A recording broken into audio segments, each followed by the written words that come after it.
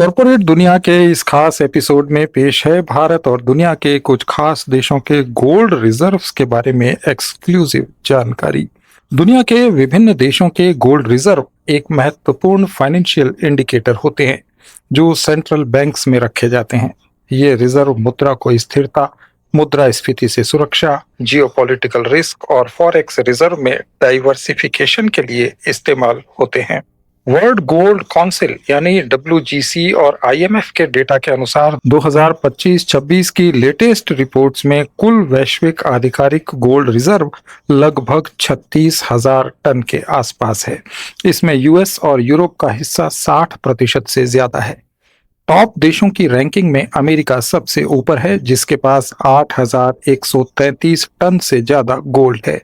ये दुनिया के कुल रिजर्व का लगभग 25% है।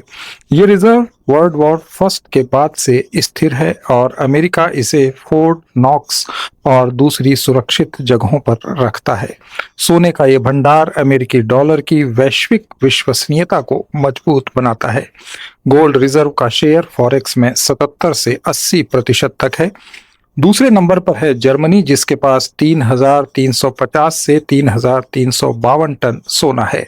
जर्मनी ने 2010 के दशक में रिपेट्रिएशन का बड़ा अभियान चलाया था क्योंकि पहले ज्यादातर गोल्ड न्यूयॉर्क और पेरिस में रखा जाता था। अब इसका बड़ा हिस्सा उसके खुद के शहर फ्रैंकफर्ट में है और वो यूरोपियन इकोनॉमी की स्थिरता का प्रतीक है। गोल्ड रिजर्व के मामले में तीसरे स्थान पर है इटली, लगभग 2,452 टन के साथ। इटली का रिजर्व भी प्रथम विश्व युद्ध के बाद से स्टेबल है और बैंका डी इटालिया इसे मजबूत मौद्रिक नीति का हिस्सा मानता है। इसके बाद फ्रांस का नंबर है जिसके पास 2,437 टन सोना है। बैंकवे डी फ्रांस का गोल्ड भी ऐतिहासिक रूप से महत्वपूर्ण है। पांचवें नंबर पर रशिया है जिसके पास 2,330 से 2,333 टन गोल्ड है। रूस ने 2010 के बाद से तेजी से सोना खरीदा, खासकर पश्चिमी प्रतिबंधों और डॉलर से दूर हटने के लिए। इसका गोल्ड शेयर फॉरेक्स रिजर्व में लगातार बढ़ रहा है। चीन का स्थान सोने के मामले में छठा है, लेकिन हाल के वर्षों में सबसे तेजी से ग्रोथ चीन ने ही की है। चीन के पास 2,303 से 2,306 टन सोना है। चीन ने 2015 से गोल्ड की लगातार खरीदारी की और इसका गोल्ड रिजर्व 8 से 9% तक है, जो पहले बहुत ही कम था। ये उसकी मुद्रा युआन को मजबूत बनाने और डॉलर डिपेंडेंसी कम करने की स्ट्रेटेजी का हिस्सा है। अपने बैंकों के लिए जाने जाने वाला स्विट्जरलैंड गोल्ड रिजर्व के मामले में दुनिया में 7वें स्थान पर है। स्विट्जरलैंड के पास 1,040 टन सोना है। ये प्रति व्यक्ति सबसे ज्यादा गोल्ड वाला कंट्री है, जहां हर व्यक्ति के पास औसत 118 ग्राम गोल्ड है। स्विस नेशनल बैंक इसे न्यूट्रल स्टेटस के कारण रखता है। भारत 8वें और 9वें स्थान पर है जिसके पास 880 टन गोल्ड है। ये अनुमान 2025-26 के हैं। भारत ने 2020 के बाद रिपैट्रिएशन तेज किया और अब 2/3 से ज्यादा गोल्ड घरेलू वॉल्ट्स में है। RBI की स्ट्रेटेजी गोल्ड को सेफ हेवन के रूप में देखती है और गोल्ड रिजर्व का शेयर 17% तक पहुंच गया है। जापान 10वें स्थान पर है जिसके पास 846 टन गोल्ड है। ये स्टेबल है क्योंकि जापान का फोकस फॉरेक्स पर यानी येन पर ज्यादा है। दूसरे महत्वपूर्ण देशों में नीदरलैंड्स के पास 612 टन, तुर्की के पास 595 टन, पोलैंड के पास 448 टन, पुर्तगाल के पास 383 टन, उज्बेकिस्तान के पास 390 टन, कजाकिस्तान के पास 341 टन गोल्ड है। गोल्ड के उभरते बाजार हैं पोलैंड, उज्बेकिस्तान, कजाकिस्तान और घाना, जिन्होंने पिछले साल काफी सोना खरीदा है। कुल मिलाकर वेस्टर्न कंट्रीज यानी US, जर्मनी, इटली और फ्रांस का गोल्ड रिजर्व्स में कुल हिस्सा 50% से ज्यादा है, लेकिन एशिया और यूरेशिया यानी चाइना, रशिया, इंडिया, तुर्की तेजी से इस मामले में आगे बढ़ रहे हैं। 2020 से सेंट्रल बैंक नेट बायर्स हैं। 2025 में भी 1,000 टन की सालाना खरीदारी का ट्रेंड जारी है क्योंकि ग्लोबल अनिश्चितताएं, ट्रेड वॉर, इन्फ्लेशन, जियोपॉलिटिक्स लगातार बढ़ रहे हैं। गोल्ड अब सिर्फ पुराना एसेट नहीं बल्कि आधुनिक रिजर्व मैनेजमेंट का कोर बन गया है।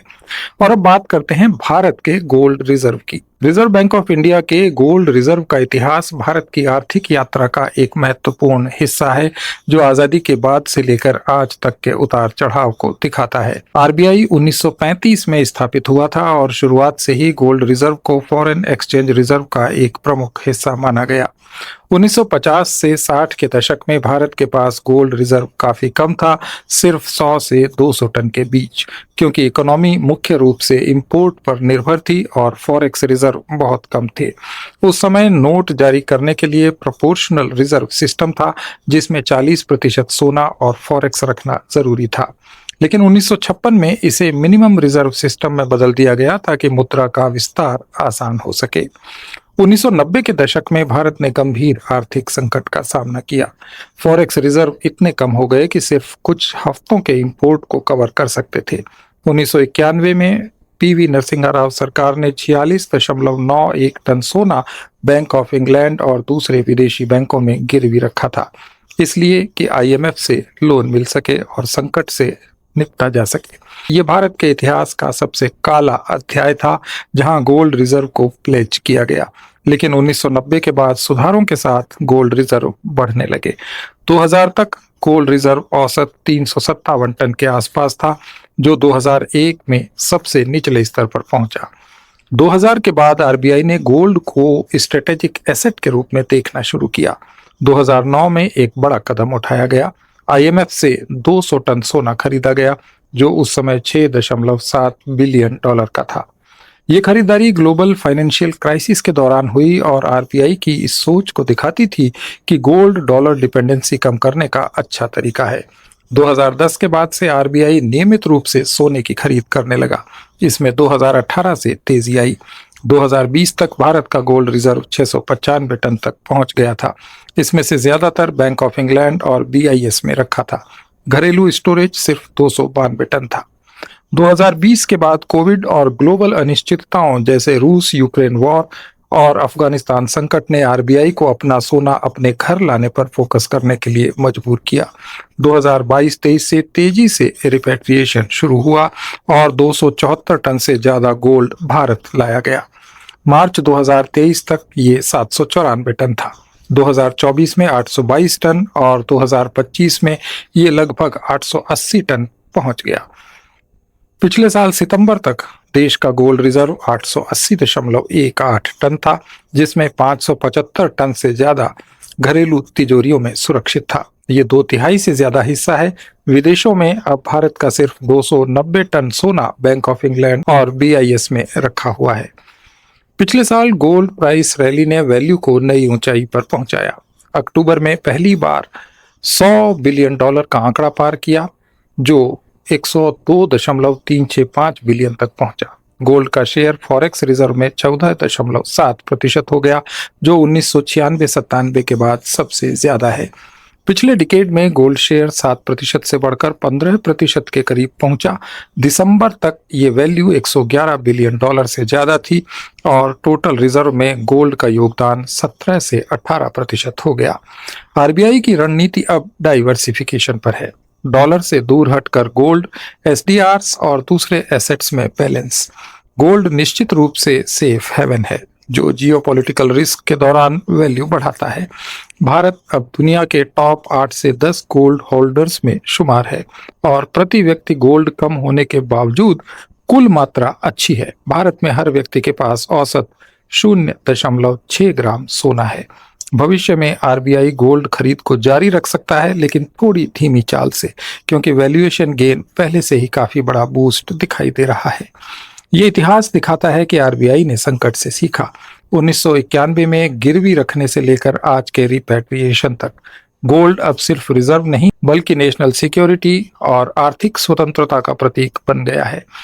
कुल मिलाकर 1990 के 300 से 400 टन से 2026 में 880 टन गोल्ड तक का सफर भारत की बढ़ती आर्थिक ताकत और स्मार्ट रिजर्व मैनेजमेंट की सफलता की कहानी है। कॉर्पोरेट दुनिया में आज इतना ही। अपडेट्स के लिए जुड़े रहिए लेट्स माइक के साथ।